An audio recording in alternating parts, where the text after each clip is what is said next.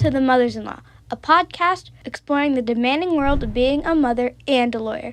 Join my mom, Carrie Foliani, as she shares real-life stories and practical tips to help you find joy and balance in your life. Let's embark on this journey of community and support together. This show is sponsored by General Counsel West, a law firm that supports companies transforming healthcare comprised of mothers and fathers practicing law. Welcome back to the Mothers-in-Law podcast. We are so excited today because today's guest is Stacy Bratcher. She is the Senior Vice President and Chief Legal Officer at Cottage Health, which is a mission-driven healthcare system where leadership directly impacts patient care, organizational culture, and community trust. She has spent her entire career, and it's been a pleasure to watch her just thrive. And she really has done all of this as a leader in healthcare, a very accomplished podcaster as well, and has built a family structure that really defies traditional expectations. So I'm so excited for this conversation.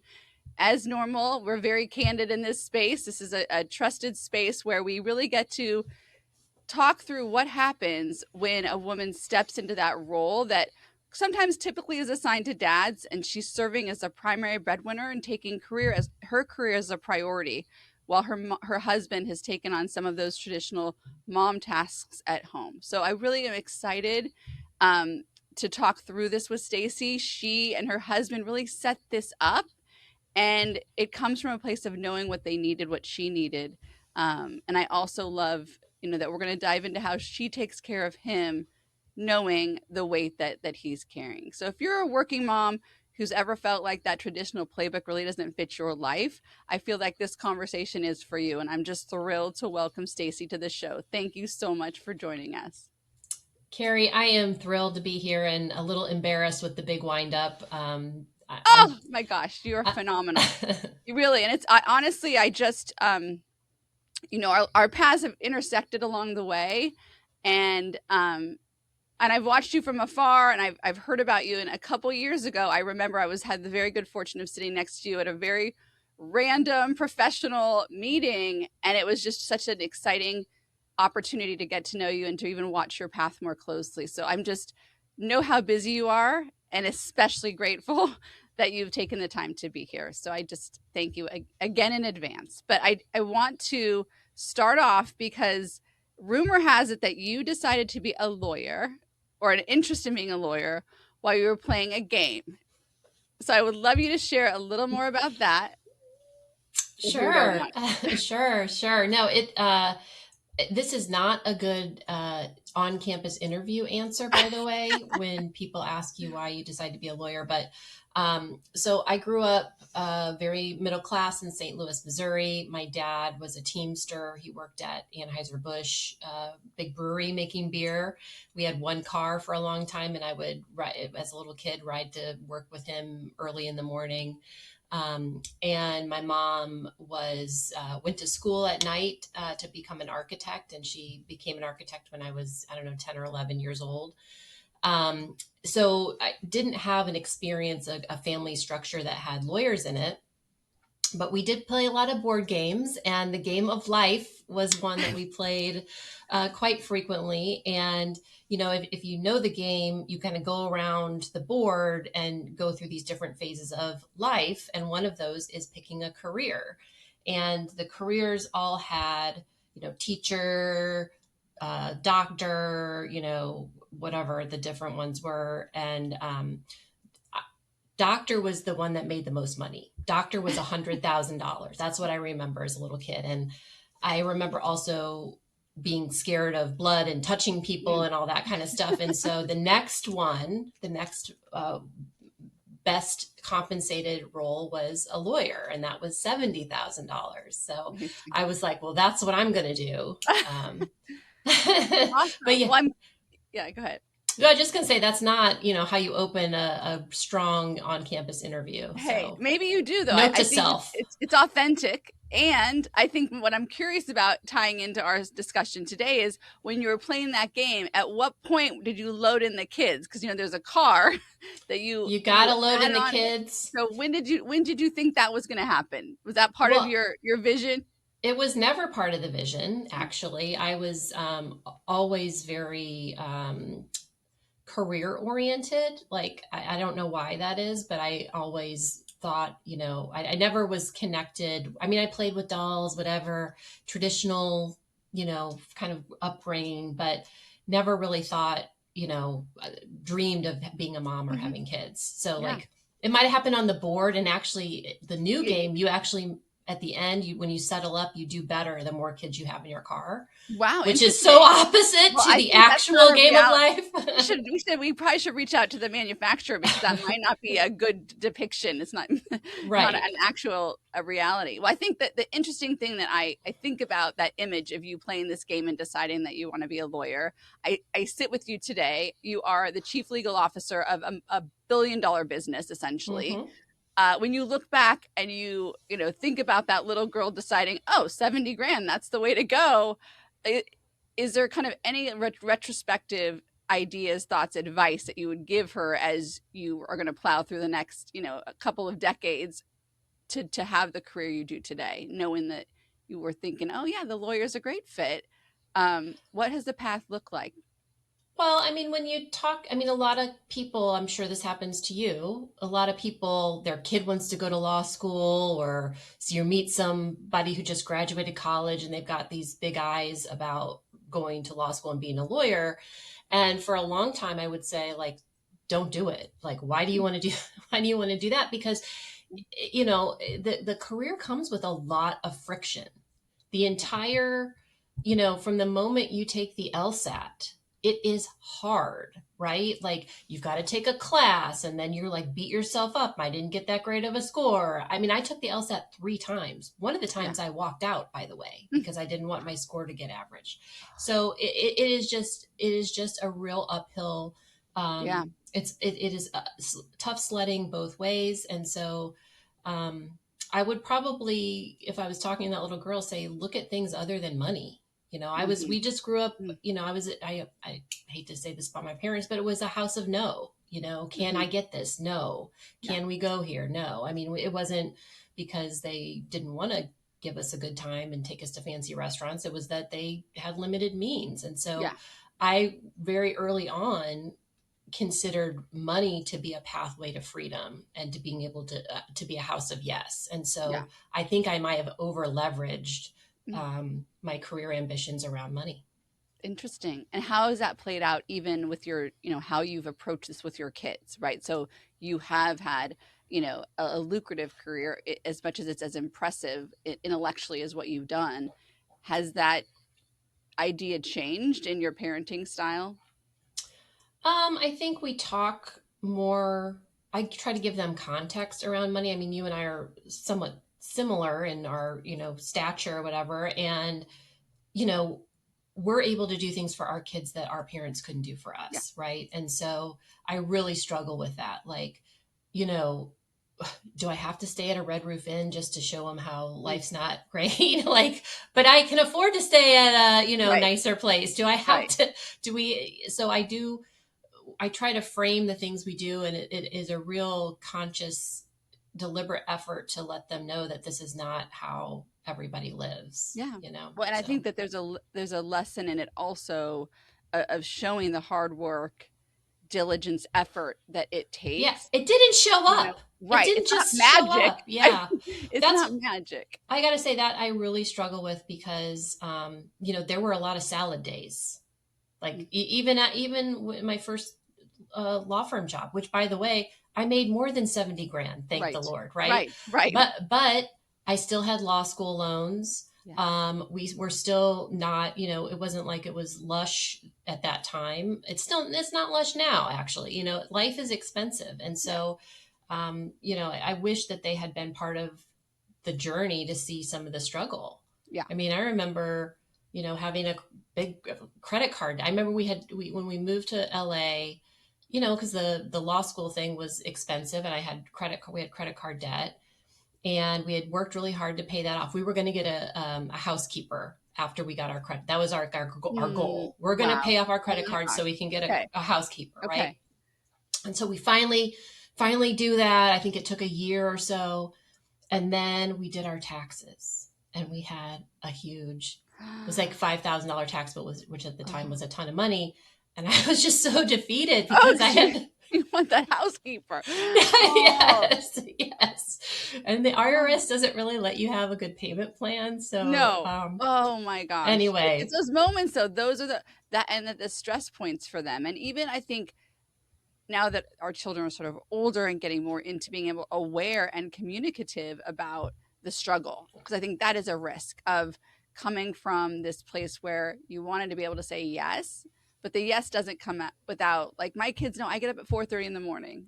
That's because I need to work in order to make sure I do all the other things that then that's part of my sacrifice. Yeah. But that's why you can get a surfboard, on a Yes. Wednesday. Okay. Yeah. I mean, those are the kinds of things that I think when we talk about them, it's a helpful balancing so that they have awareness, humility, and a knowledge that not everyone is able to do these things. Yeah. And well. I also frame that like, when they say, well, why can't you do this? Why can't you come here? Why can't you leave? And I said, well, do you like to eat?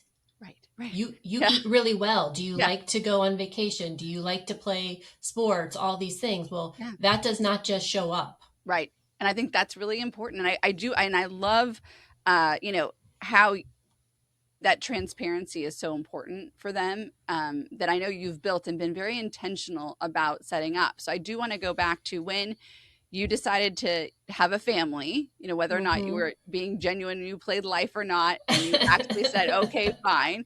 How you set that up and in the intentionality behind it. I would love for you to share with the listeners what that looked like, because I do think it kind of sets you apart. And I was a little jealous when you explained it to me the first time.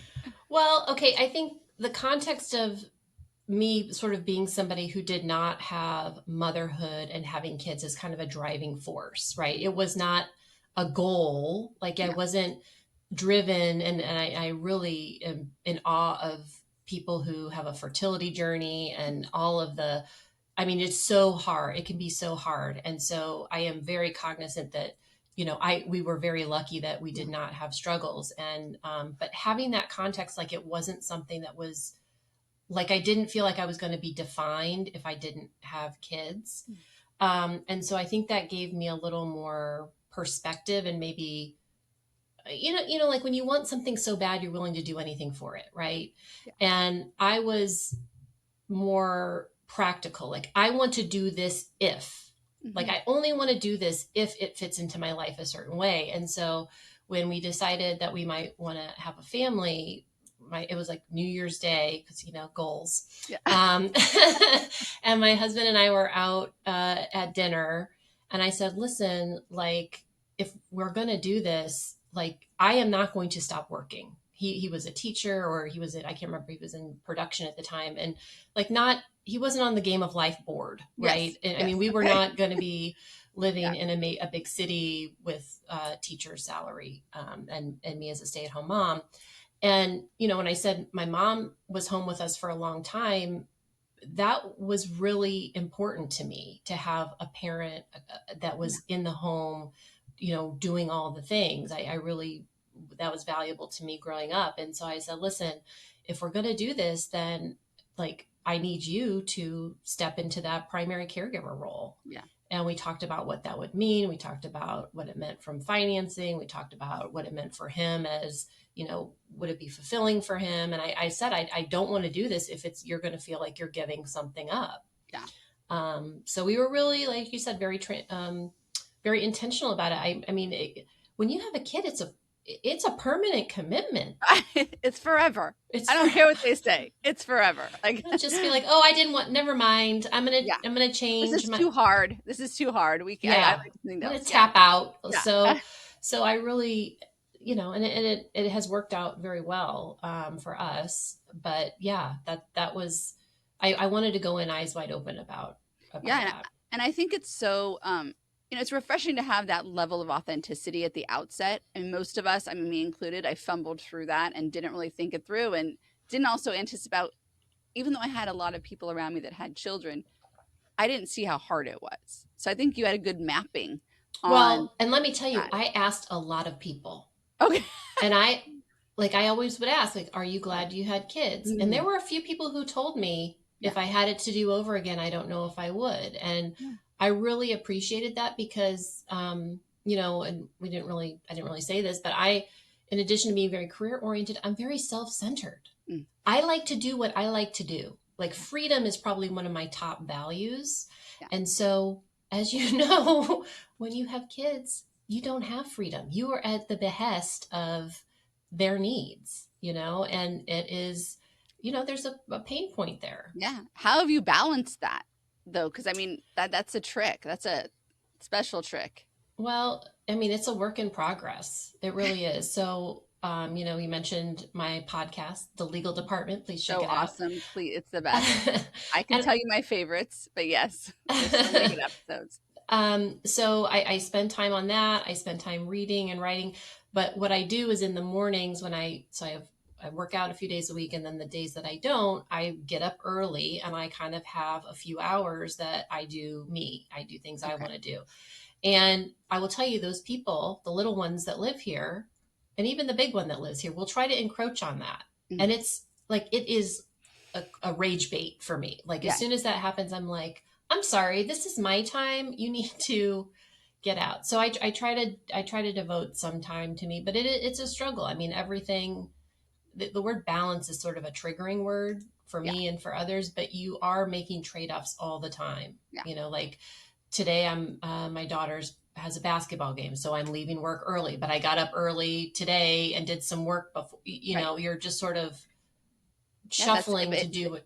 But anticipating that, right? It's on us, right? To make sure that we get the work done in order to be present, right? It's, and there's a lot that goes into that mentally, honestly. And I think even having your carve out time, which, as being, that doesn't seem like a selfish move. It seems like an opportunity to restore and rejuvenate so that you can do all the other things. But I think showing your kids that also is incredibly valuable because, I definitely was raised by a mom who was a self-sacrificer, like never tended to needs. And she has a tendency to look at us, our generation, with a little bit of a, cocked look of like, sure, what are you doing? Sure. Like, you don't get to go to the gym. You don't get to get your nails done. Like, we just, and muscle through. And she, that has really been a shift in how I show up because of that. So I think it's really healthy to show your daughters, like, look, this is what I need, and really shooing them away is probably a good approach. And good on you to overcome. I mean, the parent expectation that your mom is, I mean, that's not easy to go counter to that.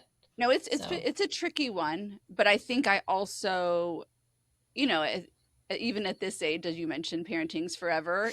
She's in her 80s and still telling me what she thinks. So it's probably why I'm a lawyer in some ways, because, having to defend and explain my choices, I guess, is part of the dynamic. But I'm stronger for it. But those are the things that we carry, some of our observations, and even like why I became a lawyer, like wanting my own financial security, not being dependent, those sorts of things like drive these choices that affect you for your whole life. So I think it's really interesting that, your story started, so simply. And I have a very clear visual of that little girl in St. Louis, and here you are today. So I think it's so impressive. But I did want to, another place that when we chatted, I was really impressed with is how you, knowing that your husband has the weight of a lot of the things that can be exhausting, really. Mm-hmm. I mean, all that management. I mean, and I have a fantasy about what this looks like for you that might not be totally accurate. Like, you don't sign permission slips, you don't go on field trips, you don't do the bake sale, like all the things that I always say. I'm a man from the 50s. I love this. Like, I'm like a drink when you come home. Okay, tell me. Yeah, a lot. Like, okay. Yeah, I do. Like Friday, I texted, I'd love to have a skinny spicy margarita. And it was there. This is amazing. Yeah, and it's also a call to action, because I said, one of the questions we chatted about was, how do you look out for him? Like, what? Because knowing that that's a big laboring oar, and that you've set it up for success. Like, what are the ways that you make it work in the partnership when your husband has those traditional roles? Well, first of all, I'd love to hear from him to see if he thinks I'm doing a good job, if I think I'm doing a good job of this. And actually, the question, I really appreciated it, because it's a reminder to do better and to have that at the forefront. So, um, like many men, my husband's not a big talker. And so it can be difficult to extract what the needs are. I am the opposite. Like I say, I play, I pitch underhand. You are going to know exactly what I want, what I need, like that spicy skinny margarita. I Yes, asked for it, perfect. right? Yeah. Right. He is not that way. And so what I find I need to do is to anticipate. I mean, we've been together 30 years, so I know him pretty well. But, I'll ask him, he plays golf, do you have a tea time? Have you, or have you talked to so and so lately? Why don't you guys get together? Why don't you plan a boys' trip?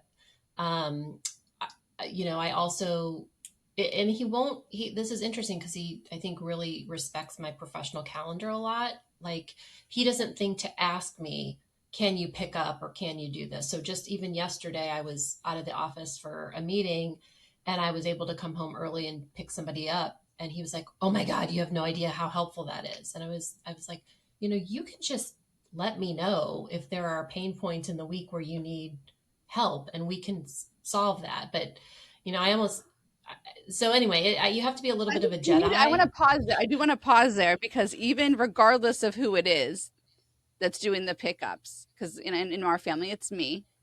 And that act of saying, hey, I can grab this day, even if it's self-started by my husband, it is like the stars go off and there's fireworks. Okay. It is so appreciated because it is an overwhelming dynamic to all the juggling. So I think that's so awesome because I think people, even myself, I tend not to ask and assume that no one else can do it. But when the other Yeah. person can, it's pretty powerful. It is pretty Well, powerful. I try to encourage it again. I'm just going to say it's a him issue, but I Hmm. do think it's broader with Yeah. many caregivers, Yeah. is Yeah. to not think to ask. And like, I am standing, all I say, I'm word cleaver, man of the 50s, don't do anything but work.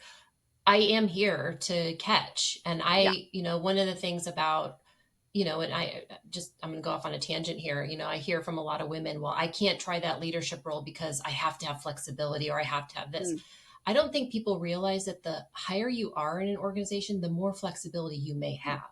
totally. So I feel like I have a lot of authority around my calendar. And so, if I need to go pick somebody up at 3:30 or get to a game or do whatever, like, if that's really what we need to do as a family, I'll figure it out. Yeah. Um, No, that's that point. It's worth repeating because I do think that there is a huge hesitation about moving and accelerating your career because of that strain. But I agree with you. I think that the higher you up you get, you do gain more control over your schedule and the ability to do your work when it works best for the yeah. most part. There's exceptions, but I feel like neither one of us, I mean, you're definitely more in the space of having more emergencies than I am, but even those can be worked around. So I do think that's a really Yeah. important thing for people to hear.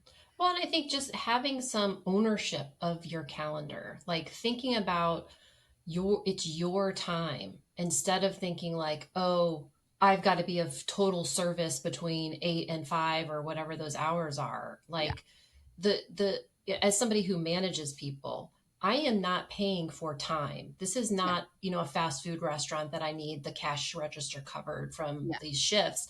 I need the value that the people provide. And Yeah. so if they need to, go to a band performance or, the Girl Scout cookie sale or whatever it is, like, okay, I know that people are professional and they're going to get their work done. Yeah. So No, I it's huge. really want people to think of their calendar as something that they own. And Yeah. really, it hurts me when I hear, and I have a particular friend who this is kind of a common refrain, like, oh, I can't, I like my balance, I like being able to do this and that, and I just feel like there's missed opportunity. Yeah.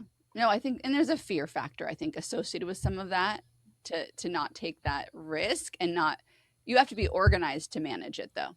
Like that, Oh, for sure, but right? like, But isn't that a lawyer I know, no, that is characteristic? true. No, for sure. I'm just saying that I think that is like being that dialed in. You have to be dialed in to make Yeah, it you work. gotta be dialed in. Yeah. But I mean, I don't think it's hard. It's not hard for Who me. better? Who better than lawyers to be dialed in? I know. Well, that's one of the things, and I do want to, because I feel like you have so much wisdom yourself, and you've been speaking to.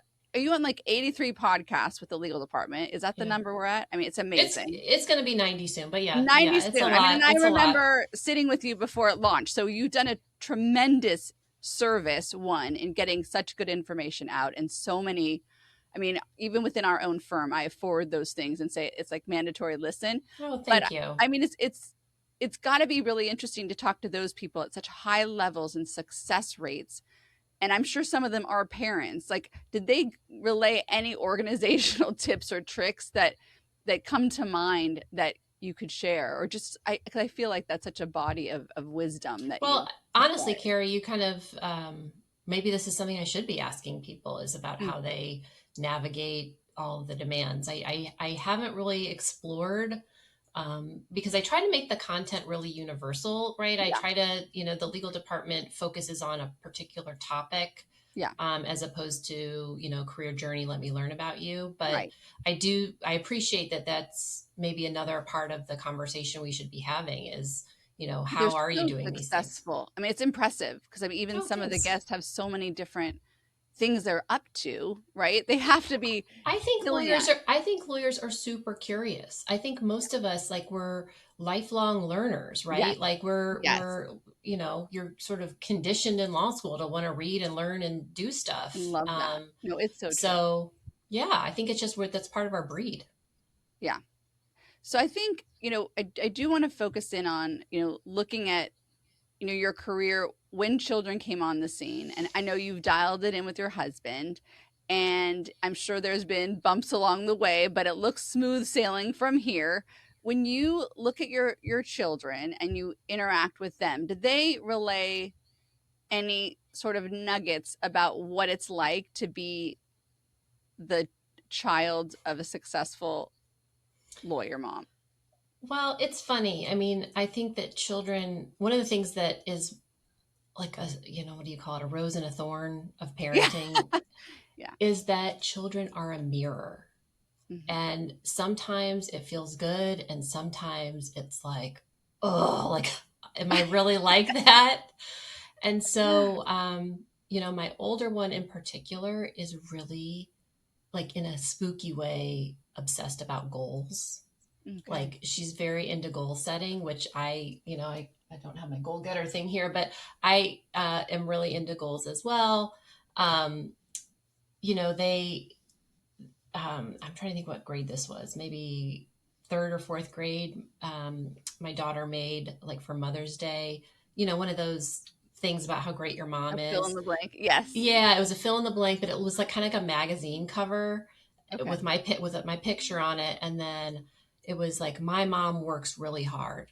Like, I like my mom, or I'm proud of my mom because she works really hard. And it was like, holy shit, like, they see, you know what I mean? Like, they just see it. Yeah. So, but again, like I said, it's also like I don't know that they think I'm that fun.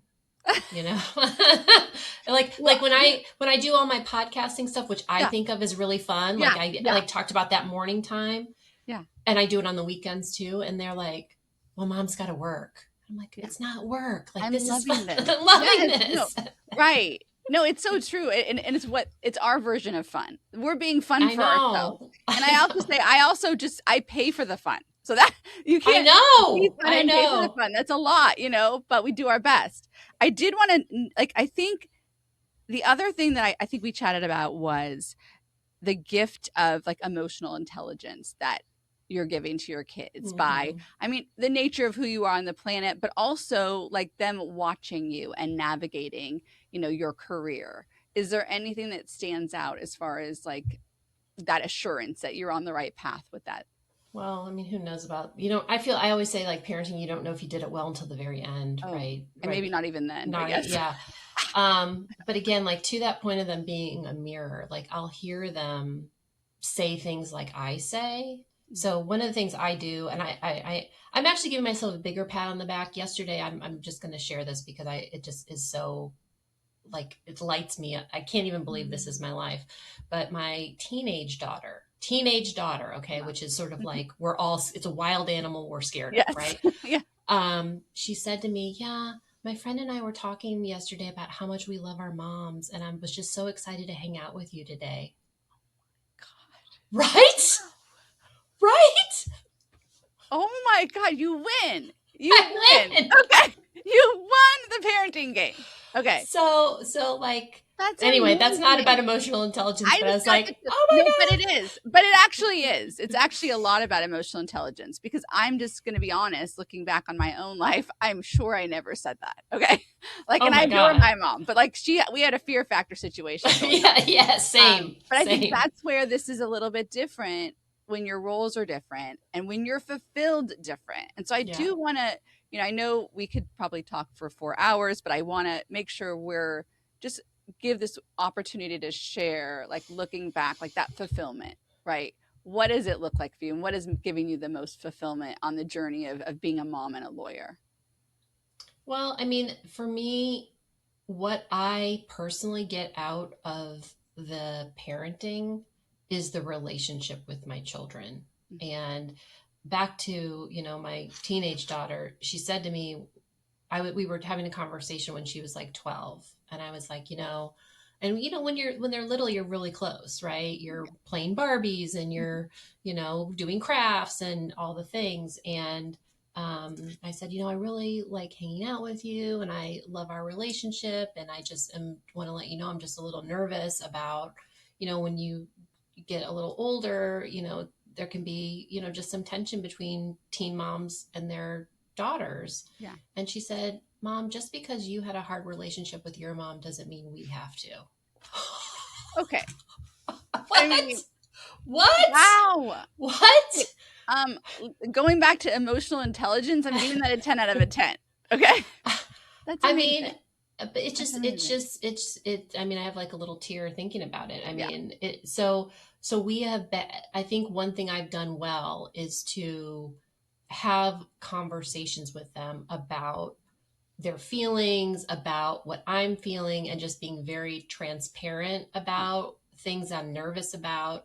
I heard a NPR podcast recently about how the comment was that apologies are really effective with children, and the host said, well, I don't think I've ever apologized to my kids. And I thought, oh my God, like, wow.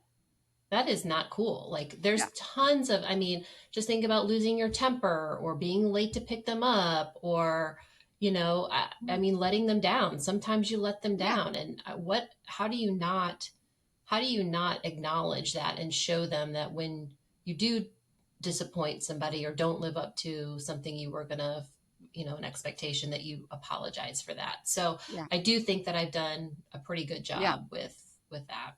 That's huge. I mean, I feel like I apologize every 5 minutes. It's going to be messy, but I think that, obviously I think you're winning today on the parenting side. Girl, I mean, to go through those teenage daughter who wants to hang out with her mom is like, I mean, that's huge. For sure. So, Stacy Bratcher for the win. For the win. So, and Stacy Bratcher for the win from jumping on the podcast, knowing you were one of the busiest women that I do know. And I really think the listeners are going to absolutely enjoy hearing from you. So thank you for taking the time. And I will. Thank you for inviting me, Carrie. I mean, this is so much let's give you some flowers here. I mean, you are super busy. You're like hanging it, holding it up at home. I know you have a book coming out. Doing a video podcast is not, an easy thing. I know we all make it look easy. Oh, you make it look way too easy. I'm still learning. So I know. Well, you got a professional studio there. Yeah. It's been a journey, but no, I appreciate that so much. Well, thank you again for joining. And I just want to close out just to thank Stacy for jumping on the Mothers-in-Law podcast. She is obviously an absolute gem. And as you heard, she is winning the Mothers-in-Law Award of the Year, having a teenage daughter want to hang out with her. So I am so grateful for all the wisdom you shared today, and I hope everyone has a great rest of their day. Thanks for joining. Thanks for having me, Carrie. Good to see you. You too. You've been listening to The Mothers-in-Law with Carrie Foliani. Thank you so much for joining us today. We hope you found the insights and stories shared helpful as you navigate your own journey. I also hope that you enjoyed listening to my mother. Not that I always do. For more resources, to connect with the community, and to continue exploring how to align your personal and professional life, visit www.themothersinlaw.com. We appreciate you.